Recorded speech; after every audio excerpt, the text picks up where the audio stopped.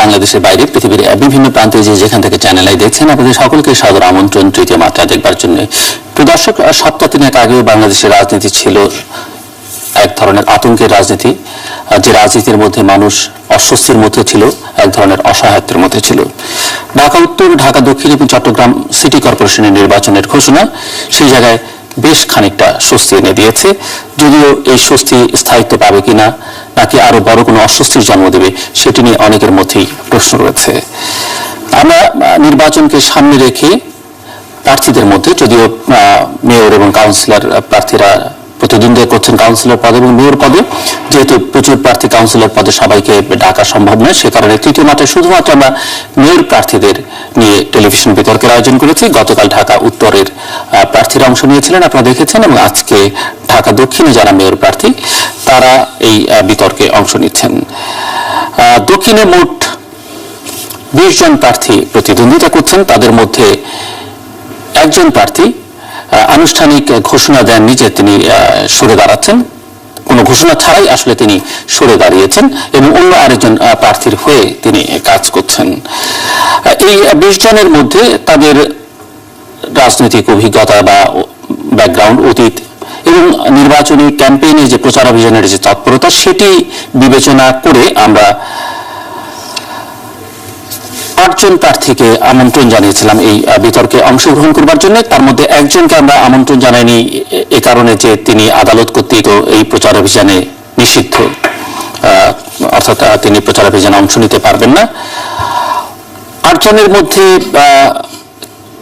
কেউ সাড়া দিয়েছেন, যদিও ডিজিটাল বাংলাদেশ, এখনো ডিজিটালি আমাদের মেয়র প্রার্থীরা কতখানি অভ্যস্ত হয়ে উঠেছেন সেটি আমার যথেষ্ট সংশয় রয়েছে। আমি 3 সিটি কর্পোরেশনের মেয়রদের সঙ্গে, প্রার্থীদের সঙ্গে যোগাযোগ করেছি।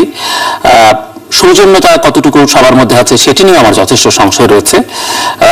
মেয়র হবার আগেই সৌজন্যতা বোধের যেখানে যথেষ্ট পরিমাণে অভাব, বা তাদেরকে পাওয়া, তাদের সঙ্গে কমিউনিকেট করা যেখানে এত সমস্যা, মেয়র হবার পরে সমস্যাটা কোন মাত্রায় গিয়ে দাঁড়াতে পারে সেটি সহজেই অনুমেয়। যাই হোক, সেই বিতর্কে না গিয়ে বলা যেতে পারে অন্য আরেকজন প্রার্থী, যিনি পারসেপশন অনুযায়ী খুবই গুরুত্বপূর্ণ প্রার্থী, তিনি মনে করেন এই ধরনের বিতর্কে তার অংশ নেওয়া মানায় না, তার একটু প্রোটোকলের সমস্যা হয়, সে কারণে তিনি এই বিতর্কে অন্যদের সঙ্গে আসতে চান না। তিনি নিজে একা বা তার সমমনা অন্য কারোর সঙ্গে হয়তো টেলিভিশন বিতর্কে আসতে চান। যাই হোক, আমরা আমাদের শর্ত মেনে নিয়ে যারা এই বিতর্কগুলোতে অংশগ্রহণ করবেন চেষ্টা করবো আমরা সবাইকে, এর মধ্যেও যারা আসতে এখন পর্যন্ত সম্মত হননি তাদেরকে অ্যাকোমোডেট করতে, তবে আমাদের শর্ত মেনে, তাদের শর্ত মেনে নয়।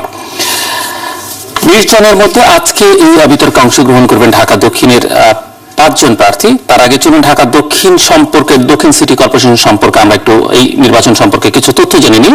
এখানে মোট সাধারণ ওয়ার্ড সংখ্যা রয়েছে 57টি, মোট সংরক্ষিত ওয়ার্ড সংখ্যা 19টি, মোট ভোট কেন্দ্রের সংখ্যা 889টি, মোট ভোট কক্ষের সংখ্যা 4746টি, অস্থায়ী মোট ভোট কেন্দ্রের সংখ্যা 1টি, অস্থায়ী ভোট কক্ষের সংখ্যা 612টি, মোট ভোটার 18,70,753, তার মধ্যে পুরুষ ভোটারের সংখ্যা 10,09,286 জন এবং মহিলা ভোটারের সংখ্যা 8,61,467 জন। যারা নির্বাচনে প্রতিদ্বন্দ্বিতা করছেন তাদের অনেকেই বিভিন্ন রাজনৈতিক দলের, রাজনৈতিক জোটের সমর্থন নিয়ে প্রতিদ্বন্দ্বিতা করছেন এবং সেই সঙ্গে তাদেরকে নানান নাগরিক কমিটি, শতক নাগরিক কমিটি, সহস্র নাগরিক কমিটি, নানান নামে বিভিন্ন সংগঠন, নাগরিক সংগঠন তাদেরকে সমর্থন দিচ্ছে।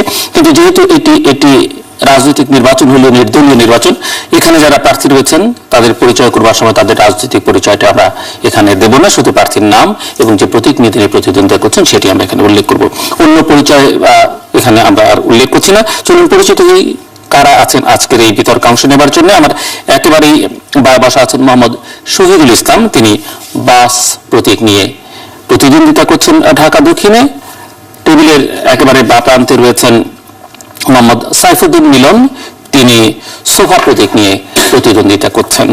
আমার একেবারে ডানে বসা রয়েছেন বজলুর রশিদ ফিরোজ, তিনি টেবিল প্রতীক নিয়ে নির্বাচনে প্রতিদ্বন্দ্বিতা করছেন। তারপরে রয়েছেন মোহাম্মদ রেজাউল করিম চৌধুরী, তিনি টেবিল ঘড়ি প্রতীক নিয়ে প্রতিদ্বন্দ্বিতা করছেন এবং একেবারে ডান প্রান্তে টেবিলের রয়েছেন মোহাম্মদ গোলাম আলা রানী, তিনি আংটি প্রতীক নিয়ে প্রতিদ্বন্দ্বিতা করছেন। যদিও প্রতীক নিয়ে অনেক রকমের বিতর্ক ইতিমধ্যে শুরু হয়েছে, যাই হোক আমরা আলোচনা শুরু করতে চাই। প্রত্যেকের জন্য প্রত্যেকটা সেগমেন্টে নির্ধারিত সময়ের মধ্যে কথা শেষ করতে হবে। এই রাউন্ডে, প্রথম রাউন্ডে প্রত্যেকের জন্য 2 মিনিট করে সময়, এবং এই অংশে জানতে চাইব যে আপনারা কে কি ভোটারদের কাছে প্রতিশ্রুতি দিচ্ছেন, আর কি আপনাদের নির্বাচনী মূল বক্তব্যটা কি ভোটারদের কাছে, আপনারা যে ইশতেহার ঘোষণা করেছেন বা যে অঙ্গীকারনামা করছেন, 2 মিনিটে প্রধান অঙ্গীকারগুলো যদি আপনারা প্রত্যেকে বলেন। মোহাম্মদ সাইফুদ্দিন মিলন শুরু করবেন। আমি প্রথমে তৃতীয় মাত্রার সকল দর্শক শুভানুযায়ীদের ধন্যবাদ জানাচ্ছি এবং আমার দক্ষিণের যারা ভোটার তাদেরকে শুভেচ্ছা জানাচ্ছি। আমি আমার যে অঙ্গীকারনামা সেটা আমি বলেছি, যানজট মুক্ত তিলোত্তমা ঢাকা আমরা গড়ব, এটা আমার স্লোগান। পাশাপাশি সন্ত্রাস, চাঁদাবাদ এবং মাদক মুক্ত একটি শহর আমরা বানাতে চাই। ঠিক এর পাশাপাশি ড্রেনেজের সমস্যা আছে, আমাদের জলাবদ্ধতার সমস্যা আছে, গ্যাসের সমস্যা আছে, পানির সমস্যা আছে। এগুলো একটা নিরবিচ্ছিন্ন ভাবে যাতে জনগণ পায় সেই ব্যবস্থা আমরা করব। এখানে খেলার মাঠ, বেশ কিছু খেলার মাঠ আছে, শিশু পার্ক আছে, এগুলো বেদখল হয়ে গেছে। এগুলোকে আমরা দখল মুক্ত করব ঢাকা দক্ষিণের জনগণের জন্য, এটার একটা প্রতিশ্রুতি আমার আছে। পাশাপাশি আমাদের দেশে যে একেবারে নিম্ন মধ্যবর্তী শ্রেণীর যে শিশু আছে তাদের জন্য বিভিন্ন জায়গায় আমরা স্কুলের ব্যবস্থা করব সিটি কর্পোরেশন থেকে, আর হায়ার এডুকেশনের জন্য আমরা কিছু বৃত্তির ব্যবস্থা করব। এখানে আমি একটি কথা বলে রাখি যে ঢাকা উত্তর কিন্তু ধরি সিটি কর্পোরেশন, আর ঢাকা দক্ষিণ কিন্তু দেনাদার সিটি কর্পোরেশন। এই জন্য যে প্রায় 200 কোটি টাকার উপরে জনসংখ্যা 250 কোটি টাকা একটা সেক্টরে তারা দেয় না। তো সেই জন্য আমরা নতুন আয়ের খাত এখানে বের করব। বের করে আমি বলেছি যে সিটি কর্পোরেশন নতুন কোন কর এই 5 বছর, আমি সিটি কর্পোরেশনে যদি মেয়র নির্বাচিত হই এই 5 বছর আমরা কর বাড়াবো না, কিন্তু নতুন আয়ের উৎস আমরা নির্মাণ করব। নির্মাণ করে আমরা এই যে জিনিসগুলো আমরা প্রতিশ্রুতি দিয়েছি সেগুলো আমরা বাস্তবায়ন। ধন্যবাদ মিস্টার মিলন। মিস্টার মোহাম্মদ গোলাম আলা রনি। আমি প্রথমে চেষ্টা করছি সেটি হলো নগরবাসী যারা ভোটার আছেন তাদেরকে বোঝানোর চেষ্টা করছি যে প্রার্থী হিসেবে আমি আপনাদের একজন বিশ্বস্ত লোক। আপনারা যে ট্যাক্সটা দেবেন এবং আপনাদের পক্ষে যে আমি কাজগুলো করব, এই কাজগুলো করতে গিয়ে আমি আমার ইমান ঠিক রাখবো, একিন ঠিক রাখবো, বিশ্বস্ততার সাথে কাজ করব। আমি কখনো আপনাদের হক নষ্ট করব না। এবং তারা দ্বিতীয়বার যে প্রশ্নটা করতে পারে যে আপনাকে কেন বিশ্বাস করব, সেক্ষেত্রে আমি তুলে ধরেছি যে আমার অতীতের শৈশব থেকে কৈশোর পর্যন্ত, কৈশোর থেকে যৌবন পর্যন্ত এবং আমার কর্মজীবনে এই সফলতা আছে, এই ব্যর্থতা আছে, আমার এই যোগ্যতার কারণে আপনি আমাকে বিশ্বাস করতে পারেন। এরপরে আমি তাদেরকে বোঝাতে চাচ্ছি বা বোঝাতে চেষ্টা করছি যে একটি সফল মানুষ, একটি যোগ্যতা সম্পন্ন মানুষ যখন একটা উপযুক্ত পদে বসে তাহলে তিনি কত সুন্দরভাবে সেই কাজগুলো করতে পারেন। কারণ এখন সিটি কর্পোরেশনের যে কাজগুলো রয়েছে খুবই গতানুগতিক এবং সাধারণ কাজ। এগুলোর মধ্যে যিনি আসবেন তাকে একটা আমলাতান্ত্রিক জটিলতার মধ্যে গিয়ে তাকে কতগুলো গতানুগতিক কাজ করতে হবে এবং সেখানে নিত্য নতুন কাজ করার ক্ষেত্রে তাকে সময় নিয়ে পরিকল্পনা নিয়ে করতে হবে। কিন্তু এই মুহূর্তে যেটি দরকার যে যিনি ওই পদে বসবেন অর্থাৎ তাকে কম করে 20টি মন্ত্রণালয়ের মন্ত্রীর সঙ্গে তার যোগাযোগ রাখতে হবে। এখন মন্ত্রীর সাথে চলতে গিয়ে তিনি যদি প্রথমেই তাকে কদিনবেশি করে ঢুকেন সেখানে, কিংবা একজন 20 জন 70 জন সচিবের সঙ্গে তার কাজ করতে হবে, সচিবদের দেখলে যদি তার আগের বাড়িতে পানি খেতে হয় এমন তার যদি এরকম একটা ভাবসাব থাকে তাহলে তো তিনি কাজ করতে পারবেন না। আবার অনেকে বলতেছেন যে আমি সেবক হবো, সেবক নিয়ে সার্ভেন্ট। আমার তো নগরবাসী সার্ভেন্ট চাচ্ছে না, আমার নগরবাসী চাচ্ছে একজন গার্ডিয়ান, একজন অভিভাবক চাচ্ছে। এখন সেই অভিভাবক হওয়ার জন্য আমি আসলে কতটুকু উপযুক্ত? আমি কি এই নগরের যারা সবচেয়ে ব্রিলিয়েন্ট স্টুডেন্ট আমি কি তাদের অভিভাবক হতে পারবো? এই নগরের বাস্তবের মধ্যে যে সমস্ত বড় বড় সরকারি কর্মকর্তা আছেন, ডাক্তার আছেন, ইঞ্জিনিয়ার আছেন, আমি কি তাদের অভিভাবকত্ব গ্রহণ করার মতো উপযুক্ততা আমার আছে? এই বিষয়গুলো খুব ক্ষুদ্র পরিসরে আমি আমার সাধারণ ভোটারদের কাছে বোঝানোর চেষ্টা করছি। এবং আরেকটা ব্যাপার হলো যে এই পদ এবং পদবিটা মূলত একটা আমানত, জনগণের একটা আমানত আমার উপর দেবে। তা আমাকে যে প্রমাণ করতে হবে আমি একটি অতি উত্তম আমানতদার, আমি আমার কাজটা সুন্দরভাবে করতে পারছি। দর্শক যারা কথা বলছেন তাদের বক্তব্য আপনাদের কাছে গ্রহণযোগ্য হচ্ছে কিনা সেটি জানিয়ে আপনারা ভোট করতে পারেন। ভোট করবার নিয়মাবলী আপনারা পর্দায় দেখতে পাচ্ছেন স্ক্রলে, এবং কিছুক্ষণ পরেই এর ফলাফল সরাসরি অর্থাৎ লাইভ থাকবে পর্দায় যতক্ষণ এই অনুষ্ঠান চলবে, এবং সকালে যখন অনুষ্ঠানটি পুনঃপ্রচারিত হবে তখনও পর্দায় সরাসরি ভোটের ফলাফল থাকবে। ভোটিং লাইন ইতিমধ্যে ওপেন করে দেওয়া হয়েছে এবং ভোট করতে পারবেন সকাল 11টা পর্যন্ত, অর্থাৎ সকালে যখন অনুষ্ঠানটি পুনঃপ্রচার শেষ হবে তখন পর্যন্ত। এবং আমাদের অনুরোধ থাকবে যারা দেখছেন সবাই নিশ্চয়ই ভোট করবেন, তাদের বক্তব্য কেমন গ্রহণযোগ্য, বিশেষ করে ঢাকা দক্ষিণের যারা অধিবাসী তারা, এবং আরো বিশেষ করে যারা ভোটার তারা এই ভোটিং প্রক্রিয়ায় অংশগ্রহণ করবেন। আমরা এর মধ্য দিয়ে বুঝতে চাই যে আসলে ওনাদের বক্তব্য এই বিতর্কে ওনারা কিরকম করছেন। এবারে বলবেন মোহাম্মদ শহীদুল ইসলাম। আসসালামু আলাইকুম। আসন্ন ঢাকা সিটি কর্পোরেশন নির্বাচনে আমি বাস গাড়ি মার্কায় প্রতিদ্বন্দ্বিতা করছি। আমি ঢাকা নগরে জন্মগ্রহণ করেছি। আমার বিদ্যা শিক্ষা, আমার কর্মজীবন, আমরা আপনার অঙ্গীকারগুলো শুনতে চাইছি। মুক্তিযুদ্ধ সবই আমি ঢাকা শহর কেন্দ্রিক। আমি প্রথমত চিন্তা করছি ঢাকা শহরের নিরাপত্তা পরিচ্ছন্নতার বিষয়টি। নিরাপত্তার ব্যাপারে আমি চিন্তা করেছি, আমার কর্মসূচি ঘোষণা করেছি যে আমি টোটাল ঢাকা সিটি কর্পোরেশনকে আমি সিসিটিভি আওতায় নিয়ে আসবো। সিসিটিভি আওতায় আনার কারণে নিরাপত্তা শতকরা 80 থেকে 90% আমার নিশ্চিত হবে। পাশাপাশি পরিচ্ছন্নতা কর্মীদের বেলা ওঠার আগে তার বর্জ্য অপসারণ না করে তাকে ডিজিটাল কাজে আমি জবাবদিহিতার আওতায় আনতে পারবো। অবশ্যই তার চাকরি রক্ষার কারণে সে অবশ্যই বেলা ওঠার আগে ওই বর্জ্য অপসারণ করবে। এবং কর্মসংস্থানের জন্য আমি আরেকটা চিন্তা করেছি, এই যে সিসিটিভি আমি নেটওয়ার্ক টানবো, তার মাধ্যমে ওয়াইফাই জোন হিসেবে পুরো ঢাকা শহরকে আমি ওয়াইফাই জোনে রূপান্তরিত করে দেবো। ফলে নতুন প্রজন্ম তথ্য প্রযুক্তি জগতে অবাধে প্রবেশ করতে পারবে, প্রবেশ করে তারা তাদের কর্মক্ষমতাকে বাড়াতে পারবে এবং নতুন নতুন কর্মক্ষমতা সৃষ্টি করে তারা কর্মজগতে প্রবেশ করে যে বেকার যুবক পরিবারের অভিশাপ সে আশীর্বাদে রূপান্তরিত হবে এবং পরিবারকে সে অর্থ সংস্থান করতে পারবে। আমি মনে করি ঢাকা শহরে 4 থেকে 5,000 টন রোজ বিদ্যুৎ বর্জ্য উৎপাদন হয়। এই বর্জ্য দিয়ে পিপিপি পদ্ধতিতে আমরা একটা বিদ্যুৎ উৎপাদন কারখানা তৈরি করবো। সেখান থেকে বিদ্যুৎ উৎপাদিত হলে আমাদের নগরে অনেক আয় হবে এবং বিদ্যুৎ সমস্যার সমাধান হবে। বুড়িগঙ্গা নদীর এই সমস্যাকে সমাধানের জন্য পিপিপি পদ্ধতিতে বুড়িগঙ্গা নদীকে নাব্যতা ফিরিয়ে আনবো এবং বুড়িগঙ্গা নদীর 2 পাড় বেঁধে অবৈধ দখল উচ্ছেদ করে আমি পর্যটন কর্মসূচি। অনেক ধন্যবাদ আপনাকে। মোহাম্মদ রেজাউল করিম চৌধুরী। ধন্যবাদ জিল্লু ভাই। চ্যানেল আইয়ের দর্শকবৃন্দ এবং ঢাকা দক্ষিণের নগরবাসী, আসসালামু আলাইকুম। আমি টেবিল গড়ি মার্কা নিয়ে এবারের সিটি কর্পোরেশন নির্বাচনে অংশগ্রহণ করছি এবং আপনাদের কাছে আমার যে বক্তব্য তার মধ্যে প্রথম হচ্ছে যে একজন নির্বাচিত মেয়র আসলে খুব অসহায় এত বড় একটি নগরীর জন্য। সুতরাং মেট্রো গভর্নমেন্ট শুরু না করলে আমি মনে করি না যে একজন মেয়রের পক্ষে ভালো কিছু করা সম্ভব।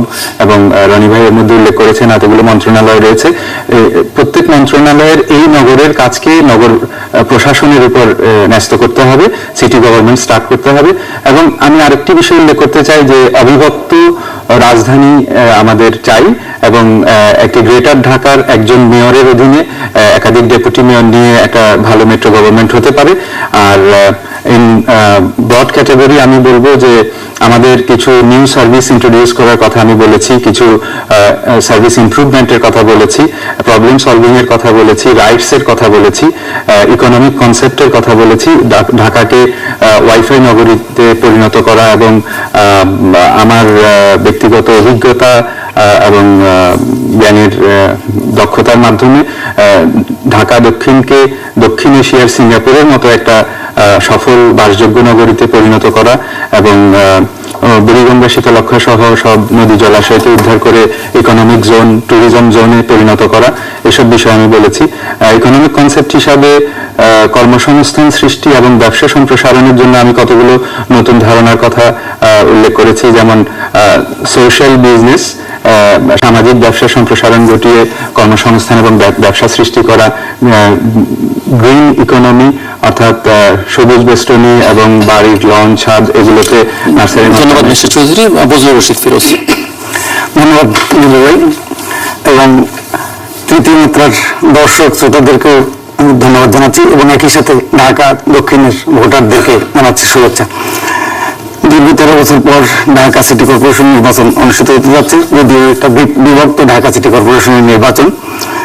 তারপরেও এখানকার ভোটাররা, নাগরিকরা প্রতীক্ষায় আছে, অপেক্ষায় আছে, ওদের আগ্রহে যে তাদের একজন নির্বাচিত প্রতিনিধির মাধ্যমে তারা তাদের যে সমস্যা সংকট, সেই সমস্যা সংকটের সমাধানের পথ খুঁজবে।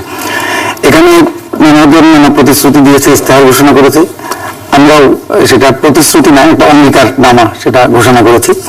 মোটা দাগে বলতে গেলে 12টা অঙ্গীকারের মধ্যে একটা হলো দুর্নীতিমুক্ত সিটি কর্পোরেশন গড়ে তোলা, নগর কাউন্সিল গঠন করা, নিয়মিত পরামর্শ মত বিনিময় সভা অনুষ্ঠান করা, দখল মুক্ত করা, প্রকৃতি পরিবেশের উন্নত করা, দূষণ মুক্ত করা, যানজট নিরসনের পদক্ষেপ নেওয়া, বাড়ি ভাড়া যৌক্তিকরণ করা, পানি সংকট দূর করা ও জলাবদ্ধতা দূর করার কার্যকর পদক্ষেপ নেওয়া, বস্তিবাসী ও শ্রমজীবী নিম্ন আয়ের মানুষদের জন্য স্বল্প মূল্যে আবাসন প্রকল্প চালু করা, রিক্সা হকার উচ্ছেদ পুনর্বাসন ছাড়া নয়, শিশু বিকাশ উপযোগী নগর পরিকল্পনা করা, কর্মজীবী সহ সকল নারীর স্বার্থে নারী বান্ধব নগর গড়ে তোলা, যুব সমাজের বিকাশ উপযোগী সাংস্কৃতিক পরিবেশ সৃষ্টি করা, ঢাকা সিটি কর্পোরেশনকে আমলাতান্ত্রিকতা ও দুর্নীতি মুক্ত করে, দলীয়করণ মুক্ত করে নাগরিকের প্রকৃত সেবা কেন্দ্র হিসেবে প্রতিষ্ঠা করা। এই প্রতিশ্রুতি নিয়ে, এই অঙ্গীকার নিয়ে টেবিল প্রতীকে ঢাকা দক্ষিণ সিটি কর্পোরেশনে মেয়র পদে প্রতিদ্বন্দ্বিতা করছি, বাসযোগ্য ঢাকা আন্দোলনের প্রার্থী হিসেবে। আরো কিছু যোগ করতে পারেন?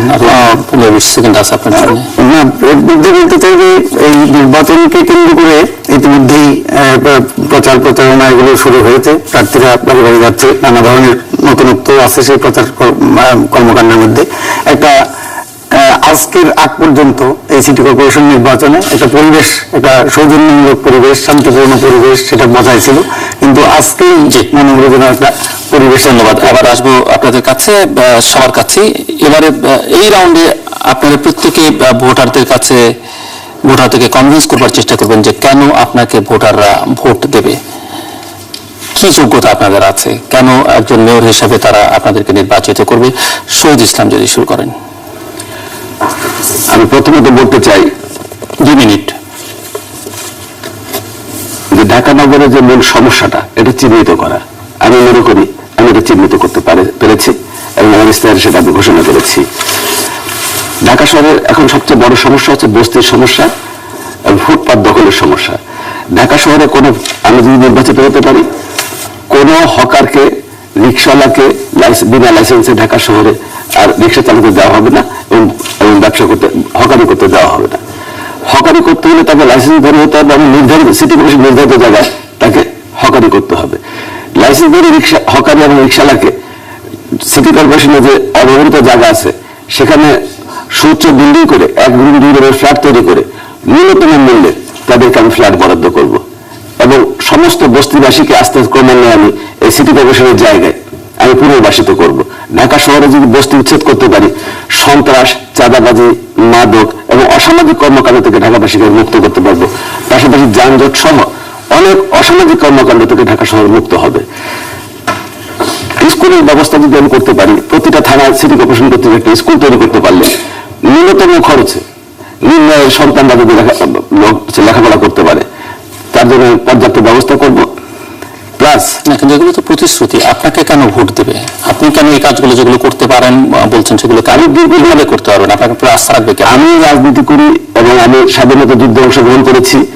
স্বাধীনতার পরবর্তী পর্যায়ে প্রতিটি গণতান্ত্রিক আন্দোলনে আমি অংশগ্রহণ করেছি। মানুষের মৌলিক অধিকার অর্জনের জন্য প্রতিনিয়ত আমি নিজেকে ব্যস্ত রাখি এবং মানুষের সমস্ত সমস্যা সমাধানের জন্য আমি এবং আমার দল প্রতিনিয়ত আমরা উদ্গ্রীব থাকি এবং অগ্রণী ভূমিকা পালন করি। ধন্যবাদ। মোহাম্মদ গোলাম আল্লাহ রানী। ধন্যবাদ।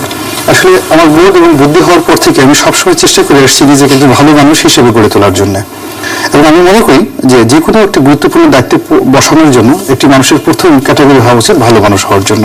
আমি যেটা এই জিনিসটা চেষ্টা করে আসছি, আমার নিজের প্রতি আস্থা আছে যে আমি সারা জীবন যেভাবে নিজেকে ঠকিয়ে নিই, আমার পরিবারকে ঠকাইনি, আমার আত্মীয় স্বজনকে ঠকাইনি, তদ্রুপভাবে নগরবাসী আমার দ্বারা কখনো ঠকবেন না। নাম্বার 1। নাম্বার 2 হলো যে দায়িত্ব এবং কর্তব্যের ক্ষেত্রে আমি যে জায়গাগুলোতে দায়িত্ব এবং কর্তব্যের আস্থার যে জায়গাগুলো আছে, আমার পরিবার, আমার আত্মীয় স্বজন, আমার কর্মক্ষেত্র, এবং আমি যতদিন রাজনীতি করেছি বা করে আসছি সেই রাজনীতির যে ক্ষেত্রগুলো সেখানে আমার দায়িত্ব এবং কর্তব্য পালন করার ক্ষেত্রে আমার একটা রেকর্ড আছে, এবং এটা যারা মোরালেস আমাকে চিনেন তারা জানেন, এবং যারা আমাকে জানেন আমি তাদেরকে জানানোর চেষ্টা করছি। থার্ডলি যে জিনিসটি আছে সেটা হলো যে একটা সমস্যা বুঝতে পারা। একটা সমস্যা বুঝতে পারার জন্য যে প্রযুক্তিগত জ্ঞান দরকার, আধুনিক শিক্ষা দরকার, ঠিক এই বাংলাদেশের প্রেক্ষাপটে যতটুকু দরকার আল্লাহর মেহেরবানিতে আমি সেটুকু গ্রহণ করার সুযোগ পেয়েছি, বাস্তবায়ন করার সুযোগ পেয়েছি, এবং সেগুলো প্র্যাকটিস করার আমার সুযোগ এসছে। আমি এই যে একটা মহানগরীকে, আধুনিক মহানগরীকে কিভাবে গড়ে তুলতে হয়, সেই মহানগরীর অন্য একটি মহানগরী ঠিক অভ্যন্তরীণ ক্ষেত্রে যেমন আমি দেখা গেল যে শিকাগো পৌরসভার সঙ্গে কাজ করার সুযোগ এসছে আমার। আমি মার্কিন যুক্তরাষ্ট্রে আরো গোটা দুই পৌরসভার সঙ্গে আমি অ্যাটাচমেন্ট ছিলাম, কাজ করেছি স্থানীয় সরকার কিভাবে আসলে অ্যাক্টিভেট করে। এই কাজগুলো করার ব্যাপারে যে অভিজ্ঞতা দরকার সেই জিনিসটি আমার মধ্যে আছে। আরেকটি হলো যে আপনাকে নেতৃত্ব দেওয়ার একটা সহজাত গুণাবলী থাকা দরকার। Leadership quality, without having leadership quality no one can sustain.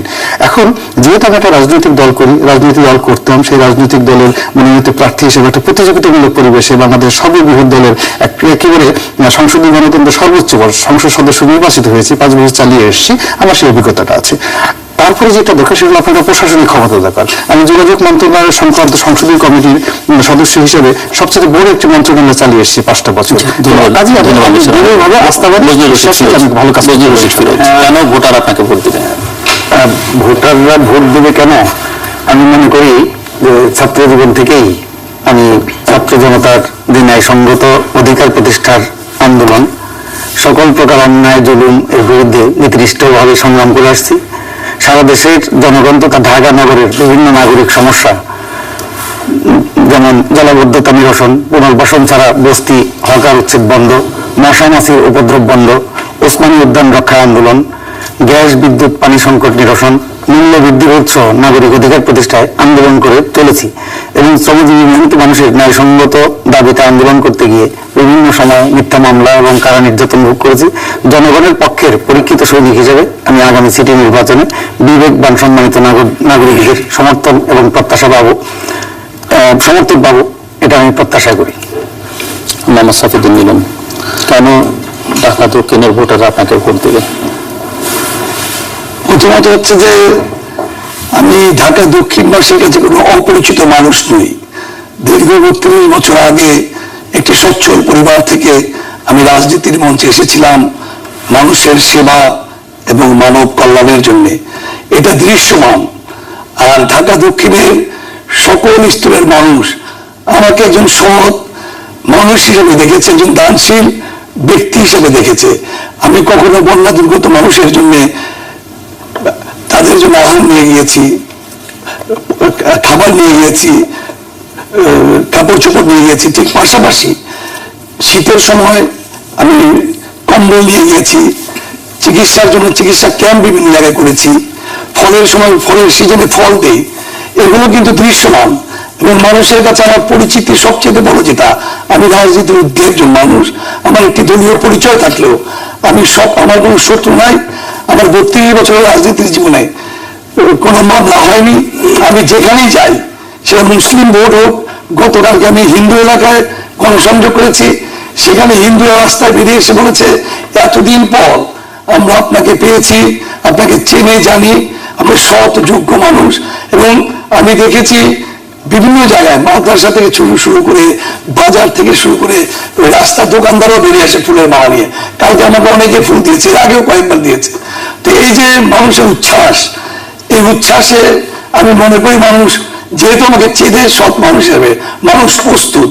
যদি এখন মিডিয়া আমাকে না হারিয়ে দেয়, মিডিয়া যদি নিরপেক্ষ থাকে, তাহলে আমার বিশ্বাস, যেহেতু আমি যেখানেই যাই মানুষ বলে যে আপনি এত ভালো লোক, আপনি এত সৎ মানুষ, কিন্তু মিডিয়া আপনাকে এত কম দেখে কেন?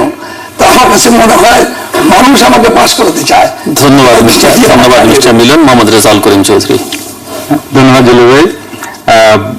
আমি আমার বক্তব্যকে দুটো অংশে বলছি। প্রথম হচ্ছে যে ভোটাররা কেমন প্রার্থী চেয়ে থাকেন। যে কোনো নির্বাচনে ভোটাররা সততা, যোগ্যতা, দক্ষতা, ক্লিন ইমেজ, দুর্নীতির অভিযোগ নেই, এই ধরনের মানুষ খুঁজে থাকেন। আর দেশীয় অর্থনীতিতে একজন প্রার্থীর কি অবদান আছে সেটাও ভোটাররা বিবেচনায় নেন এবং দেশ নিয়ে, দেশের মানুষ নিয়ে, সাধারণ জনগণ নিয়ে প্রার্থীর কি ভাবনা, তার লেখালেখি, এগুলো মূল্যায়ন করে থাকেন। এবং এই স্থানীয় সরকার নির্বাচনের আরেকটি অতিরিক্ত দিক হচ্ছে যে এটা নির্দলীয় হওয়া প্রয়োজন। এখানে আমরা লক্ষ্য করেছি যে ভোটাররা চাচ্ছেন পরিবর্তন, এবং এই পরিবর্তনটা করতে পারেন একজন নির্দলীয় প্রার্থী, একজন নাগরিক সমাজের লোক। দলীয় প্রার্থীর জবাবদিহিতা থাকে দলীয় প্রধানের নিকট, জনগণের নিকট জবাবদিহিতার সুযোগ থাকে না। দলীয় প্রার্থী যেহেতু দলের প্রভাবের মধ্যে থাকেন, সে কারণে তিনি অনেক ক্ষেত্রেই দুর্নীতি দমনে ব্যর্থ হন, এবং স্বতন্ত্র প্রার্থীরা সেই চাপের মুখে থাকেন না বলে দুর্নীতির বিরুদ্ধে কঠোর অবস্থান নিতে সক্ষম। আর অন্য অংশে আমি যেটা বলবো সেটা হচ্ছে যে আমার পার্সোনাল অ্যাকাউন্ট, আমি একজন marine engineer, Faujdarhat cadet college থেকে পড়ে, মেরিন একাডেমি থেকে পড়ে সিঙ্গাপুরে আমি মাস্টার মেরিনার হয়েছি। পরবর্তীকালে আন্তর্জাতিকভাবে বিভিন্ন দেশে আমি মেরিন শিক্ষা প্রশিক্ষক হিসাবে কাজ করছি, সার্ভেয়ার হিসাবে কাজ করছি।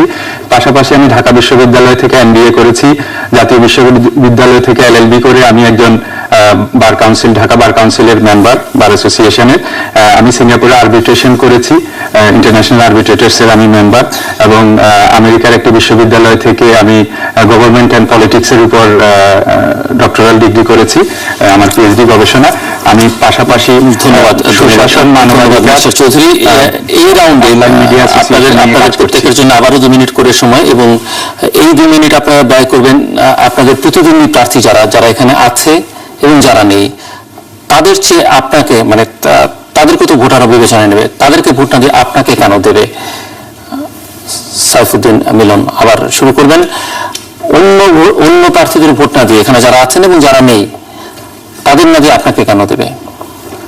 তার কারণ হচ্ছে যে একটি জিনিস স্বচ্ছ এবং ক্লিয়ার। জনগণ যারা প্রার্থী হয়েছে তাদেরকে, তারা নির্বাচিত হবার আগে কি ছিল, নির্বাচিত হবার পর তারা কি আছে, এগুলো মানুষ জানে। আর আমার কাছে যেটা মনে হয়, যেহেতু আমি পরিচিত লোক, আমি কোনো অপরিচিত মানুষ না, আমার ব্যাপক পরিচিতি গত 32 বছরে এই শহরে হয়েছে, শিশু বাচ্চা থেকে শুরু করে বয়োবৃদ্ধ মানুষ। না, সেটি তো আমাদের পরিচয় আছে, অনেকে পরিচিত। আপনি আলাদা কেন সেটি একটু আলাদা হচ্ছে, তারা আমাকে, আমি যেটুকু মানুষের মধ্যে দেখেছি যে তারা একটি কথা বলে যে হাজী সাইফুদ্দিন আহমেদ মিলন সৎ, যোগ্য প্রার্থী, তার দ্বারা অসৎ কোনো কাজ হবে না, এবং তার দ্বারা ঢাকা সিটি কর্পোরেশন একটু উন্নয়নের ছোঁয়া পাবে, দুর্নীতিমুক্ত একটা সিটি কর্পোরেশন হবে। আমার কাছে বিশ্বাস যে অন্য প্রার্থীদের থেকে আমার সততা আমার মূল পুঁজি, এবং আমার মধ্যে কাজ করার স্পৃহা আছে। আর মানুষের আমার প্রতি যে আগ্রহ, সেটা আমি ইতিমধ্যেই, আমি ক্যাম্পিং করতে গিয়ে প্রতিদিন 8 থেকে 10 ঘন্টা আমি হাঁটি রাস্তায়। তো এই যে হাঁটি, আমি সেখানে দেখি যে মানুষের আগ্রহ, উচ্ছ্বাস, এটা আমাকে উৎসাহিত করেছে যে হয়তো এবারে যে নির্বাচন, এই নির্বাচনে আমি জনতার মেয়র হয়ে, জনতার ভোট পেয়ে জনতার মেয়র হবে। এটা আমার বিশ্বাস যে অন্যজনকে ভোট না দিয়ে আমাকে আমার সততার জন্য মানুষ ভোট দেবে। শহীদুল ইসলাম, আসলে ঢাকা শহরে সচেতন জনগোষ্ঠী বাস করে বাংলাদেশের। এদের জন্য খুব সহজে পরিমাপ করা সহজ যে কে ভালো, কে মন্দ, কার ইতিহাস কি। অতীতে যারা নির্বাচিত হয়েছে এবং ঢাকা শহরকে বর্তমানে জঞ্জালে পরিণত করেছে, তাদেরই প্রতিনিধি কোনো না কোনোভাবে দলীয় পরিচয় আবার নতুন করে আমাদের সামনে অবতীর্ণ হয়েছে। জনগণ যদি কোনো চিন্তা ভুল করে, বুঝতে ভুল করে, আমাদের কিছু করার থাকবে না। তো আমাদের আবেদন থাকবে যে জনগণ যদি বুঝতে পারে যে যাদের কোনো কালিমা নেই, বদনাম নেই, অপবাদ নেই, সততা নেই, কোনো প্রশ্ন নেই, এবং দক্ষতা আছে, যোগ্যতা আছে, রাজনৈতিক, সামাজিক বিভিন্ন পরিমণ্ডলীয়দের বিচরণ আছে, এবং তারা কর্মদক্ষ, তাদের বিবেচনা করে, তাহলে অবশ্যই আমি নির্বাচিত হব।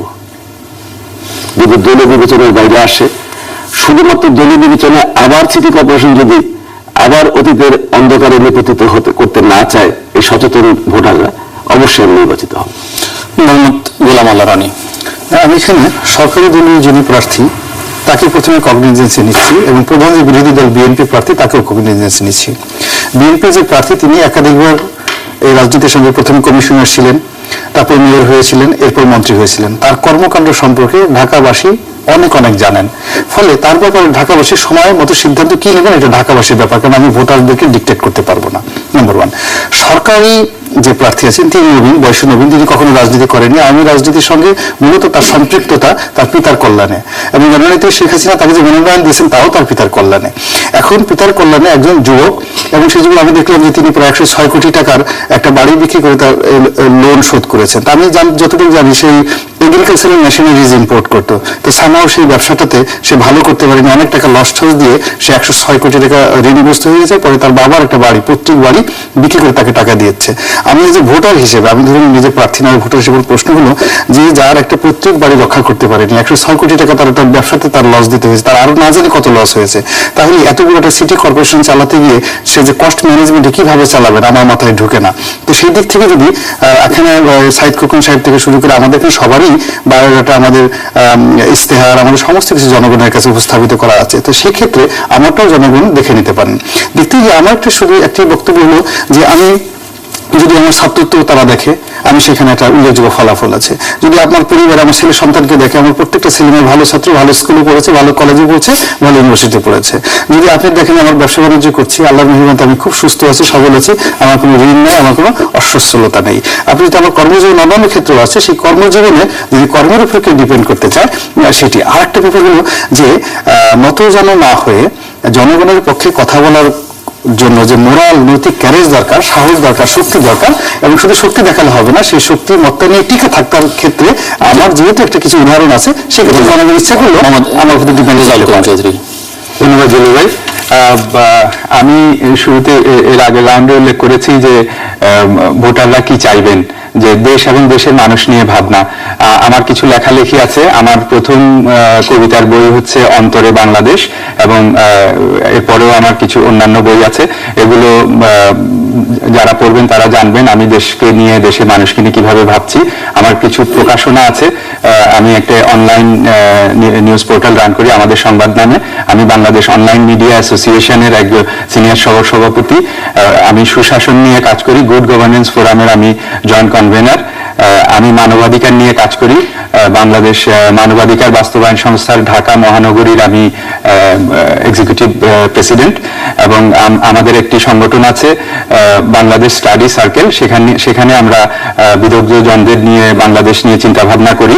এবং আমি আরেকটি জিনিস, সবটা আপনার কথা বলছেন, কিন্তু অন্যদের চাইতে আপনি কোথায় এগিয়ে, সেটা একটু অন্যদের সঙ্গে তুলনাটা করে দেখাতে হবে। তুলনাটা হচ্ছে এখানে যে দেশ নিয়ে ভাবনা, অন্যদের লেখালেখি সেটা আছে কিনা, এবং তারা মানবাধিকার নিয়ে কাজ করছেন কিনা, সুশাসন নিয়ে কাজ করছেন কিনা, আপনার কি ধারণা, ওয়াকিবহাল কতটা আপনি অন্যরা লেখালেখি করেন কিনা বা মানবাধিকার নিয়ে কাজ করেন কিনা?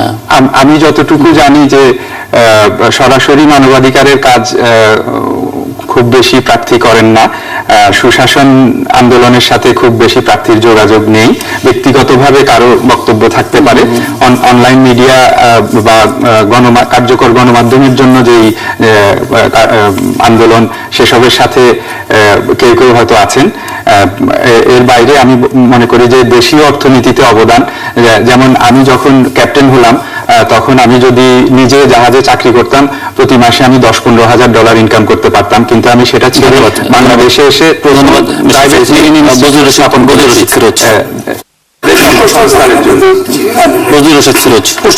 আমি তো চিনি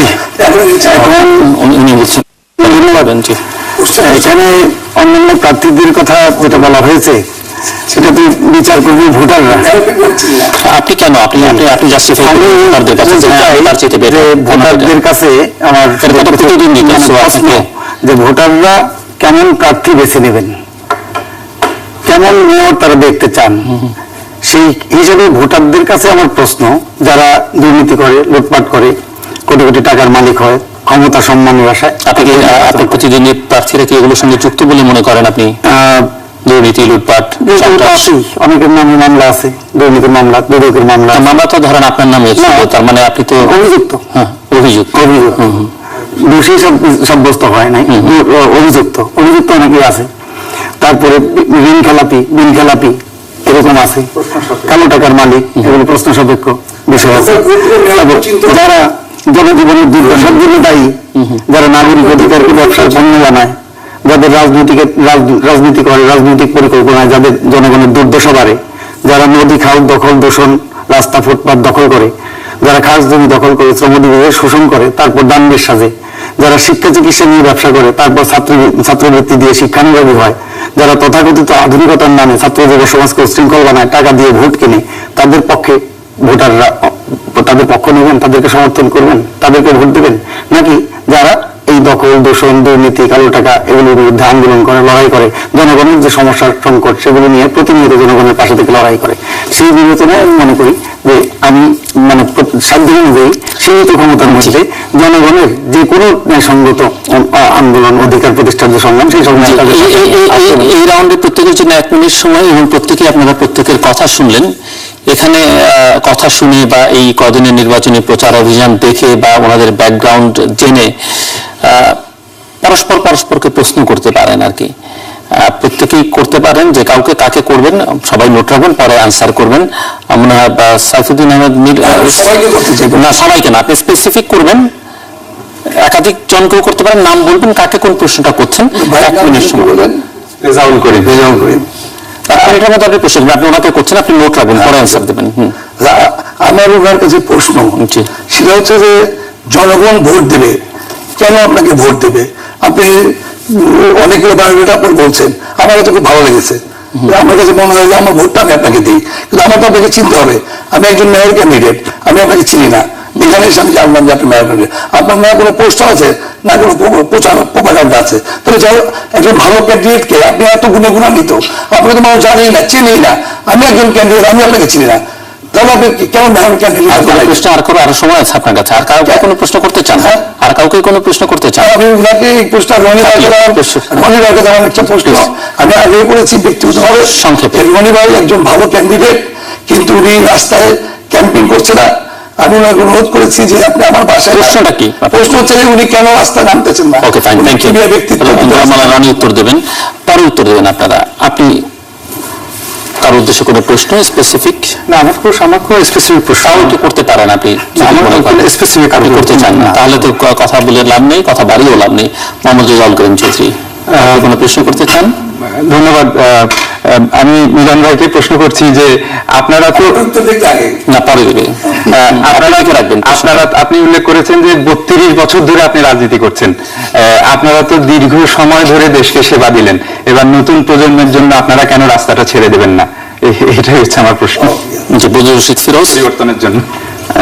আমার কারোর কাছে তেমন কোনো প্রশ্ন নাই। একটা জিনিস শুধু জানার ব্যাপার যে আমাদের শহীদুল ভাইয়ের কাছে, শহীদুল ভাই এর আগে সকালবেলাও ছিলাম, তো তার আগেও একটা ওই সুজনের প্রোগ্রামে ছিলাম। শহীদুল ভাই ইস্তেহারের মধ্যে একটা জিনিস আছে যে সিসিটিভির মাধ্যমে সমস্যা অনেকটা সমাধান করবে, কিন্তু আমার মনে হয় যে সিসিটিভির প্রতি দুর্বলতা কেন? আমরা যদি দেখতে চাই যে এই যে বর্ষবরণের অনুষ্ঠান, বর্ষবরণে বস্ত্রহরণ, এতে অসংখ্য সিসিটিভি, 130-131টা সিসিটিভি তাদের ছিল, তিন স্তরে, কিন্তু তারপরেও সেই সিসিটিভি কোনো নিরাপত্তা দিতে পারবেন। এই জন্য সিসিটিভিটা একটা মানে প্রযুক্তি, সেই প্রযুক্তি আমরা ব্যবহার করব, কিন্তু সেই প্রযুক্তিটা ব্যবহার করবে কে? মানে ম্যান বিহাইন্ড দ্য গান, এটা খুব ইম্পর্টেন্ট। আপনার প্রশ্ন, আপনি কাউকে প্রশ্ন করবো না, কাউকে প্রশ্ন গেল মূলত গোলাম আল্লাহ রনি, রেজাউল করিম এবং সাইফুদ্দিন মিলনের কাছে, আপনাদের কাছে। চারজনের কাছে 4টি প্রশ্ন আছে। সো বদরুল রশিদ ফিরোজ শেষ করবেন আপনার আলোচনা, 3 মিনিট আপনার জন্য সময়। ভোটারদের উদ্দেশ্যে কিছু বলতে চাইলে শেষ মুহূর্তে। না, আপনার কাছে কোনো প্রশ্ন নেই, আপনি কোনো উত্তর দেওয়ার ব্যাপার নেই, তো আপনি কমপ্লিট করবেন আপনার আলোচনাটা 3 মিনিট আপনার জন্য। ঢাকা দক্ষিণ সিটি কর্পোরেশন নির্বাচনে প্রার্থী হিসেবে টেবিল প্রতীকে ভোটারদের কাছে আমার অনুরোধ যে নগর সভ্যতা কিভাবে গড়ে ওঠে, তার ইতিহাস সেটা সম্পর্কে জানা। যে নগরটা গড়ে ওঠে প্রত্যেকটা সমাজের যারা অধিপতি থাকে, কর্তা থাকে, যারা শাসক থাকে, তাদের যে দৃষ্টিভঙ্গি, সেই দৃষ্টিভঙ্গি অনুযায়ী নগর গড়ে ওঠে তাদের আর্থিক সুবিধা, অসুবিধা, ব্যবসা বাণিজ্য ইত্যাদিকে কেন্দ্র করে। কাজে আজকে যে নগর এখানে আমাদের আছে, ঢাকা নগর, এই নগরের শাসক শ্রেণীর যে দৃষ্টিভঙ্গি, তাদের সুবিধা অসুবিধা, অর্থ, ব্যবসা বাণিজ্য, এগুলোকে কেন্দ্র করেই নগর যে পরিচালিত হয়। সে কারণে আমরা দেখি ঢাকা নগরও আজ থেকে 400 বছর আগে যেটা গড়ে উঠেছিল, সেই নগরের আয়তন বেড়েছে, জনসংখ্যা বেড়েছে, স্থাপনা বেড়েছে, কিন্তু নাগরিক যে সুবিধা, সেই সুবিধাগুলো বাড়েনি। নগরে অনেক সমস্যা, বহু সমস্যা, সেই নগরের সমস্যাগুলো সমাধান করা কঠিন, কিন্তু আমি মনে করি সেটা সমাধান করা অসম্ভব নয়। তবে সেই অসম্ভব নয়, কঠিন সমস্যাটা সমাধান করার জন্য জনগণকে সচেতন হওয়া দরকার, ভোটারদেরকে সচেতন হওয়া দরকার, নাগরিকদের ঐক্যবদ্ধভাবে আন্দোলনের মাধ্যমে সেই দাবিগুলো আদায় করা দরকার। সেগুলো এই সিটি কর্পোরেশন নির্বাচনেও যেমন আমাদের সিটি কর্পোরেশনের অসংখ্য ঢাকা নগরে এই নগরটাকে একটা প্রাচ্যের ভেনিস শহরের সাথে তুলনা করা হতো। এটা বুড়িগঙ্গা, শীতলক্ষা, তুরাগ, বালু নদী, এই নদী বেষ্টিত ঢাকা শহর, 43টা খাল, 400-র মতো পুকুর এবং জলাশয় ছিল। এই শহরে একটা সৌন্দর্য ছিল, বৃক্ষরাজি ছিল, সবুজ ছিল। এই সমস্ত কিছু ধ্বংসের জন্য দায়ী কারা? ধ্বংসের জন্য দায়ী এখানকার যে আর্থসামাজিক ব্যবস্থা, এখানকার যে পুঁজিবাদী শাসন, ধনিক শ্রেণীর যে শাসন এবং লুণ্ঠন, দুর্বৃত্তায়ন, সেইগুলো থেকে মুক্ত করার জন্য নগরবাসীকে সচেতন এবং সংগঠিত লড়াই করতে হবে। নগরবাসীকে এগিয়ে আসতে হবে। সিটি কর্পোরেশনটাকে দুর্নীতিমুক্ত, আমলাতন্ত্রমুক্ত এবং দলীয়করণ মুক্ত করতে হবে। দেখা যায় যে সিটি কর্পোরেশনের কাজ হয় না পরিচ্ছন্নতা, আবর্জনা, কয়েকটা কাজ সিটি কর্পোরেশনের জন্য ডিফাইন করা আছে। এখানে ধরেন ময়লা আবর্জনা পরিষ্কার করা, রাস্তা বাড়াবার করা, বাতি জ্বালানো এবং কবরস্থান সংরক্ষণ করা। এর বাইরে 120 প্রকারের যে কাজ, সেইগুলো সিটি কর্পোরেশনের পক্ষ থেকে করা হয়। কিন্তু সেগুলো সিটি কর্পোরেশন এককভাবে করতে পারে না, সরকারের অনুমোদন লাগে। 56টা সংস্থা, 8টা মন্ত্রণালয়ের সাথে যুক্ত আছে, কিন্তু ট্যাক্স প্রদান করতে পারে মাত্র একটা হোল্ডিং ট্যাক্স, এটাই সিটি কর্পোরেশন করতে পারে। আর বাকিগুলো থেকে কোনো ট্যাক্স আদায় করতে পারে না সিটি কর্পোরেশন। কাজে সিটি কর্পোরেশনের ক্ষমতায়ন এটা খুব গুরুত্বপূর্ণ বিষয়, যেটা নগর সরকারের কথা দাবি বহু প্রার্থীর পক্ষ থেকে এসেছে। নগর সরকার গঠন করা দরকার, অথবা নগর কাউন্সিল গঠন করা দরকার, যাতে করে এই সমস্ত মন্ত্রণালয় এবং সংস্থা সেটা সমন্বিতভাবে কার্যক্রম পরিচালনা করা, পরিকল্পনা প্রণয়ন এবং কার্যক্রম সেগুলো বাস্তবায়ন করার জন্য উদ্যোগ নেওয়া। সেই উদ্যোগগুলো সিটি কর্পোরেশনের পক্ষ থেকে নিতে হবে। এবং এটা শুধুমাত্র ঢাকা সিটি কর্পোরেশন, এটাকে বিভক্ত করা দরকার ছিল না। অবিভক্ত রেখেই এখানে মেয়র, ডেপুটি মেয়র হতে হতো। এবং ওয়ার্ডগুলো, সেই ওয়ার্ডগুলোকে যদি তাদেরকে ক্ষমতায়ন করা হতো এবং সেটা যদি ক্ষমতার বিকেন্দ্রীকরণ করা হতো, সেইভাবে সিটি কর্পোরেশনটা বিভক্ত না করে সেইভাবেও সমস্যা সমাধান করা সম্ভব হতো।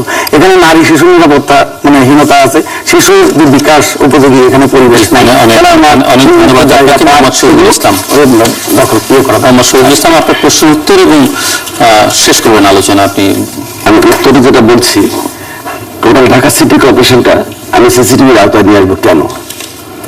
আমি চাই বাড়ির মালিক সমিতি যত হোল্ডিং আছে, সমস্ত হোল্ডিংধারীরা সিটি কর্পোরেশন এবং ঢাকা মেট্রোপলিটন পুলিশ যৌথ উদ্যোগে সিসিটিভিটা স্থাপন করবে। মালিক সমিতি চাঁদা দেবে, সিটি কর্পোরেশন টাকা দেবে, নিয়ন্ত্রণ করবে ঢাকা মেট্রোপলিটন পুলিশ। যেখানে কোনো সমস্যা দেখা দিলে, কোনো সন্ত্রাস চাঁদাবাজি হলে বা খুন খারাপি হলে, অপ্রিয় ঘটনা হলে সঙ্গে সঙ্গে সেটা কনসার্ন থানায় ওটা লিপিবদ্ধ হবে এবং জানাজানি হয়ে যাবে। পাশাপাশি সমস্ত মিডিয়াকে এই নেটওয়ার্ক ব্যবহারের সুযোগ দেওয়া হবে, যাতে কোনো পক্ষ এটা গোপন করতে না পারে। যেমন পয়লা বৈশাখের ঘটনাটা পুলিশের একটা চেপে গিয়েছে, কেন চেপে গিয়েছে সবাই বুঝতে পারতেছে। এই বস্ত্রহরণ মামলাটা যদি নেটওয়ার্কে আসতো সবার কাছে, তাহলে কিন্তু পুলিশ চেপে যেতে পারতো না। আমি মনে করি আমাদের যে নিরাপত্তাহীনতা আমরা ভুগি, এই সিসিটিভিটা আমাদেরকে ব্যাপক আকারে সে সুযোগ দেবে। অনেক অপরাধী অপরাধ থেকে দূরে সরে যাবে, কারণ সে তো আওতায় চলে আসতেছে, পুলিশের আওতায়, সিটি কর্পোরেশনের আওতায়, মিডিয়ার আওতায় চলে আসতেছে যেহেতু সিসিটিভি। এটা কিন্তু ব্যাপক অর্থের প্রয়োজন হবে না। ঢাকা শহরে যত হোল্ডিং আছে, সমস্ত হোল্ডিং এর মালিকরা তাদের নিজস্ব নিরাপত্তার জন্য টাকা দেবে সিটি কর্পোরেশনকে, যাতে তারা এই আওতায় আসতে পারে। এটা টানার কারণে আমি যে নেটওয়ার্ক ব্যবহার করব, যে কেবল ব্যবহার করবো, সেই কেবলের মাধ্যমে টোটাল সিটি কর্পোরেশনকে আমি ওয়াইফাই জোনে রূপান্তরিত করতে পারবো একই পয়সায়। ফলে 3 থেকে 5 লক্ষ তরুণ তরুণী প্রতি বছর কর্মসংস্থান হবে ওয়াইফাই জোনের কারণে। তাই আমি এই সিসিটিভি নিরাপত্তা এবং নগরের পরিচ্ছন্নতার অন্যতম দায়িত্ব পালন করবে সিসিটিভি। বেলা 8টার আগে যদি পরিচ্ছন্নতা করবে, তার আবর্জনা বর্জ্য অপসারণ না করে, বেলা উঠলে সে সিসিটিভি আওতায় চলে আসবে, সে কেন সরানো না, এবং ডিজিটাল কার্ডে সে জবাবদিহিতার আওতায় আসবে। বাধ্য সে 1 দিন 2 দিন 3 দিন পরে সে বাধ্য হবে সে অপসারণ করতে। অর্থাৎ বেলা ওঠার পরে আর ঢাকা শহরে কোনো আবর্জনা থাকবে না, একমাত্র সিসিটিভির কারণে। পাশাপাশি আমরা ব্যাপক আকারে কর্মসংস্থান করতে পারবো এবং পিপিপি পদ্ধতিতে বুড়িগঙ্গা এবং পিপি পদ্ধতিতে বর্জ্য উৎপাদনের কারখানা তৈরি করবো। বর্তমানে যে সিটি কর্পোরেশন রেভিনিউ আর্নিং তার দ্বিগুণ হবে যদি আমরা দুটো প্রজেক্ট চালু করতে পারি। ঢাকা শহরে পিপিপি তো সেন্ট্রাল গভর্নমেন্টই সাকসেসফুল না অনেকদিন ধরে, এটা যুগান্তকারী পদক্ষেপ সরকারের। কিন্তু সফল না হলে সেটিকে আর যুগান্তকারী পদক্ষেপ কিভাবে বলবেন আপনি? এখনো তো কেবল নতুন, এটা পদ্ধতিটা নতুন কিন্তু যুগান্তকারী পদক্ষেপ। জি। আমি সিটি কর্পোরেশন জায়গা দেবো, বর্জ্য দেবো, একজন ব্যবসায়ী যদি সেখানে বিদ্যুৎ উৎপাদন কারখানা করে, সে বিদ্যুৎ উৎপাদন করে যে ঢাকা শহরে বিদ্যুৎ ধন্যবাদ মোহাম্মদ রেজাউল করিম চৌধুরী। প্রশ্ন উত্তর কি এখানে? আপনি প্রশ্ন উত্তর এবং কনক্লুড করবেন আলোচনা ভোটারদের উদ্দেশ্যে। ধন্যবাদ দিলু ভাই। মিলন ভাই যে প্রশ্ন করেছেন যে আমাদের প্রচার প্রচারণা কম কেন চেনেন না, প্রথমত নতুন প্রজন্মকে তো আসতেই হয়, আসার পরে লোকজন চিনবে। এবং আপনারা দীর্ঘদিন ধরে যারা সিনিয়ররা কাজ করেছেন রাজনীতিতে, 30 বছর 40 বছর করেছেন, আমরা আশা করব যে নতুনদের জন্য আপনারা কিছুটা জায়গা ছেড়ে দেবেন। আর প্রচার প্রচারণার ক্ষেত্রে মিডিয়ার কাছে আমাদের অনুরোধ হচ্ছে যে এই জায়গায় বোধহয় লেভেল প্লেইং ফিল্ডটা নাই, সকল প্রার্থীকে সমান সুযোগ সুবিধা দেওয়া হচ্ছে না। যেমন আজকে সকালেই আপনারা অনেকেই যখন এটিএন এর স্টুডিওতে ছিলেন, তখন আমি কিন্তু কমলাপুর, 0 পয়েন্ট, সদরঘাট এসব জায়গায় জনসংযোগ করে বেরিয়েছি, কিন্তু আমাদের সেই কাজগুলো সঠিকভাবে প্রতিফলিত হচ্ছে না। এটা একটা ছোট দল এবং স্বতন্ত্র প্রার্থীদের এই সীমাবদ্ধতা রয়েছে। আর নির্বাচন, স্থানীয় সরকার এই নির্বাচনটাকে আরো সুন্দর এবং অর্থবহ করার জন্য আমি মনে করি যে না ভোটের প্রচলনটা থাকা উচিত। না ভোটের অনেক সুবিধা আছে, এর মধ্যে একটা সুবিধা অন্তত আমি উল্লেখ না করে পারছি না, যে এটি তো এখন বলে আপনার সময় নষ্ট করা ছাড়া কোনো লাভ নেই। ওকে, আপনি বলতে পারেন আপনার ইলেকশনে থাকবে না, সেটি এটা থাকছে না। বাট আমি চাইবো যে আমার ভোটার ভবিষ্যতে এটার জন্য কাজ করবেন এবং সমর্থন দেবেন নির্বাচন কমিশনকে। দলীয় প্রার্থী না হয়ে স্বতন্ত্র প্রার্থীর কথা আমি বলেছি, এবং নির্বাচন কমিশন ইকুয়াল অপরচুনিটি নিশ্চিত করার জন্য কমন পোস্টার করা, কমন প্রার্থী পরিচিতি প্রকাশ করা, প্রার্থীদের জন্য ইকুয়াল মিডিয়া ডিবেট অ্যারেঞ্জ করা, এগুলো করতে পারেন। স্টেট ফান্ডিং এর মাধ্যমে ইকুয়াল অপরচুনিটি নিশ্চিত করতে পারেন। এতে করে জনগণ সঠিক তথ্য পাবেন এবং সঠিক সিদ্ধান্ত নিতে পারবেন। আমার বক্তব্য হচ্ছে যে আমি যদি 100 কোটি টাকা ব্যয়ে রাস্তা নির্মাণ করতে পারি, সেই রাস্তার যে দুর্নীতি, সেখানে যে অপচয় হয়ে যাচ্ছে, সেই যিনি অভিভাবক হবেন তার নির্বাচনের জন্য কেন আমাদের কোনো স্টেট বাজেট থাকবে না? There should be some state funding to help the better election. এটা আমি মনে করছি যে নির্বাচন কমিশন এই বিষয়গুলো ভবিষ্যতে খেয়াল রাখবেন। আর দু একটা জিনিস বলতে চাই, সেটা হচ্ছে যে মানবাধিকার ইজ ভেরি ইম্পর্টেন্ট। আমাদেরকে এটা নিয়ে কাজ করতে হবে। মানবাধিকার না থাকলে আমাদের সমাজ ভেঙে পড়বে। গণতন্ত্র, democracy is also important. Democracy না থাকলে রাষ্ট্র দুর্বল হয়ে পড়বে। এবং সুশাসন ইজ ভেরি ইম্পর্টেন্ট।